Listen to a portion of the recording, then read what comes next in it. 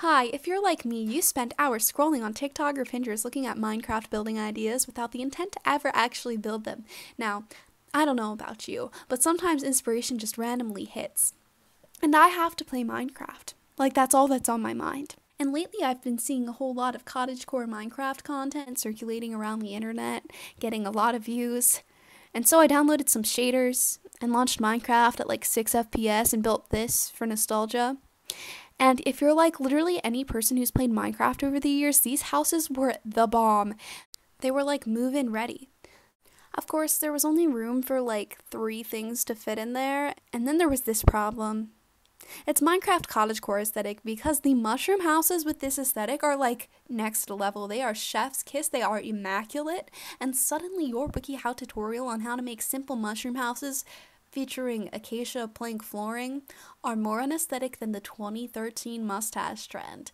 And if this strangely specific scenario applies to you, then boy will you like this tutorial. So now I present 3 ways to make mushroom houses in Minecraft. Yay! So the first house is pretty easy.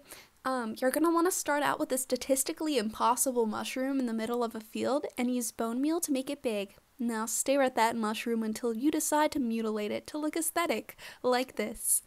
I wanted the mushroom to look a bit different than the other simple mushroom houses you typically see, so I went for more of a bell-shaped curve for the top of the mushroom. You could also use one of those mini water bottles for reference. I modeled mine based on an upside-down flower pot, and I think it turned out pretty good. Once you have achieved maximum upside-down flower pot conformity, then you can start modifying the stem to make it look stalkier. I used the mushroom stem block and smooth quartz stairs, and if you're in survival, you'll probably want to mine a few of the big mushrooms with a silk touch axe to get the materials for this. I used birch plank flooring to match the rest of the interior. Now, I really like this house, but there's not much room. Sorry for my spore sense of humor. Here's the big grand reveal of this house. Very simple, I give it a 8 out of 10. Next house. This is a little bit more difficult than the last one, and so you're going to start out by making a frame that looks like the outline of a handmade cube of Play-Doh, the kind that the edges never seem sharp enough, and then start sculpting it to look like the body of this absurdly priced plastic Minnie Mouse teapot I found on Amazon. I used smooth quartz blocks, slabs, and stairs to accomplish this, and if you want to use mushroom stem blocks, I'm sure you could, but I just like quartz because it makes the mushroom stem seem smooth and continuous, sort of like a differentiable equation. Also because it's not a pain to get all those stems.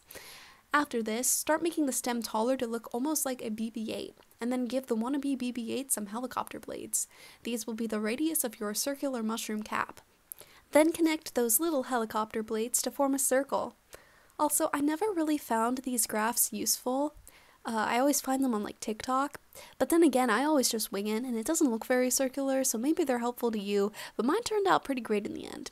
Anyway, start outlining the circle in red mushroom blocks, and then be indecisive, and then decide on making the easy way out, and make a circular, spherical looking mushroom cap. Mine is about 6 blocks tall, and unlike me, you probably want to make sure there's no weird blocks left exposed.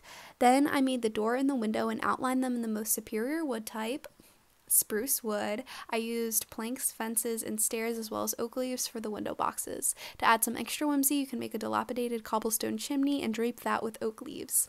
To add some stuff to the interior, I connected the chimney to a fireplace furnace type thing and then added an unnecessary amount of bookshelves and leaves, because when in doubt, add oak leaves and bookshelves. That's my motto.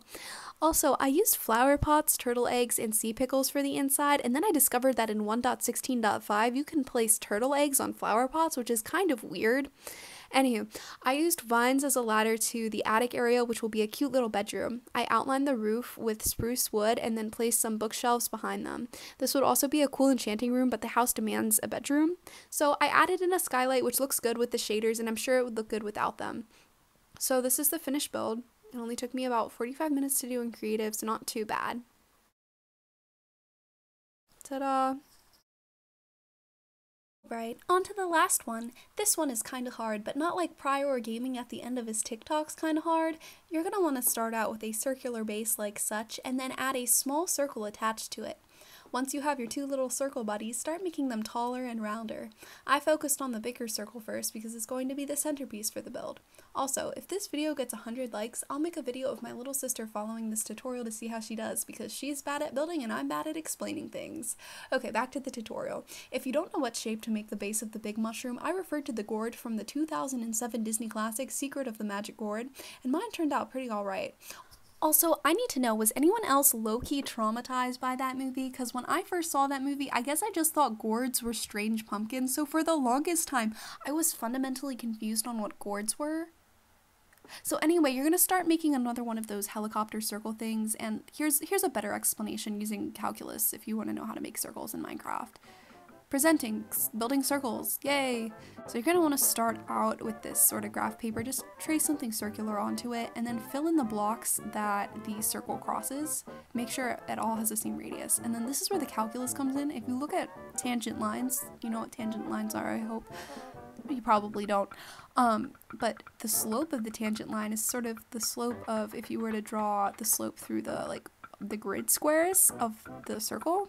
This made a lot more sense inside my head, but you can trace pretty much any circle onto graph paper and repeat this process. Just make sure the radius is the same and that each quadrant is the same. And there you go, you have a circle in Minecraft.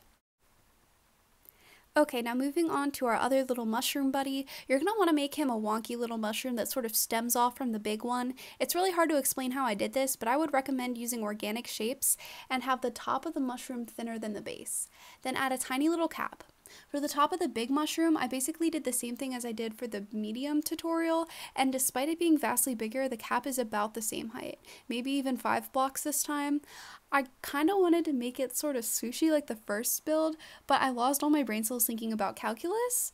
If you want the mushroom to be super cottagecore, you can add some birch leaves that hang like vines and some hanging lanterns. You could also use shroom lights. I also added a dilapidated chimney to match the vibe. And then for the interior, I started again by connecting the fireplace to the chimney and built a loft area with a ladder leading up to it. And then I got distracted by a wandering trader and quickly resumed my work. And I used an absurd amount of birch leaves to decorate. If you can't tell from my Pinterest page, birch leaves are my favorite. Also, if you're wondering how they move in the wind, that's the shaders, and I use BSL Shaders. As far as I know, they only work for Java Edition. I made a little kitchen space in front of one of the windows, complete with some cake and some turtle eggs, and then added some seating by the fire.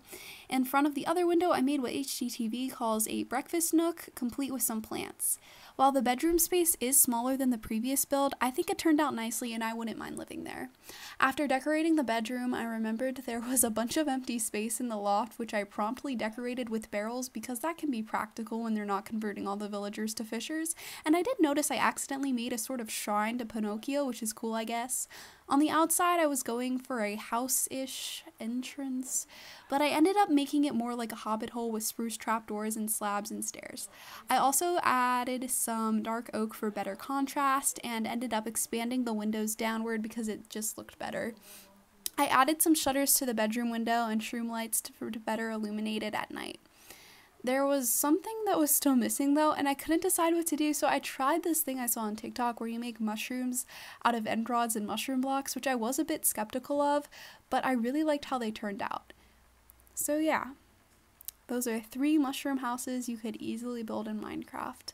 Comment below which one you'd live in. I know I definitely would pick the second one because of the skylight, but that's just me. And if you enjoy this content and would like to see more dollar store Korean tutorials, please feel free to hit subscribe. See y'all later, bye!